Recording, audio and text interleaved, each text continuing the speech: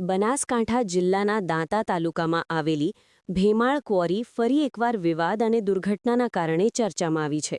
ક્વોરીની ઊંડી ખાઈમાં ટ્રક પટકાતા એક વ્યક્તિનું કરુણ મોત નીપજ્યું છે, જેના કારણે સ્થાનિકોમાં ભારે રોષ જોવા મળી રહ્યો છે. ભેમાળ ક્વોરી ખાતે ટ્રક કામ કરી રહ્યો હતો તે દરમિયાન અચાનક સંતુલન બગડતા ટ્રક અંદાજે 150 મીટર જેટલી ઊંડી ખાઈમાં ખાબક્યો હતો. આ અકસ્માત એટલો ભયાનક હતો કે ટ્રકનો કચ્ચરઘાણ નીકળી ગયો હતો અને ઘટના સ્થળે જ એક વ્યક્તિનું મોત થયું હતું. ટ્રક ચાલક સાથે સંપર્ક કરતા તેમણે જણાવ્યું કે આ અકસ્માતમાં કોઈ ડ્રાઈવરનું મોત થયું નથી, પરંતુ એક મજૂરનું મોત નીપજ્યું છે.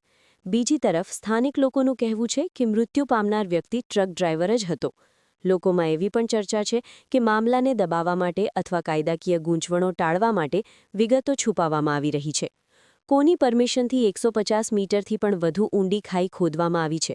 શું ખાણ ખનિજ વિભાગના નિયમોનું અહીં પાલન થાય છે? અકસ્માતગ્રસ્ત ટ્રકનો વીમો, પીયુસી અને ફિટનેસ સર્ટિફિકેટ જેવા જરૂરી કાગળો હતા કે નહીં તેની તપાસ થવી જોઈએ. જો ઉચ્ચ અધિકારીઓ દ્વારા આ મામલે ઊંડી તપાસ કરવામાં આવે તો જ સત્ય બહાર આવે તેમ છે.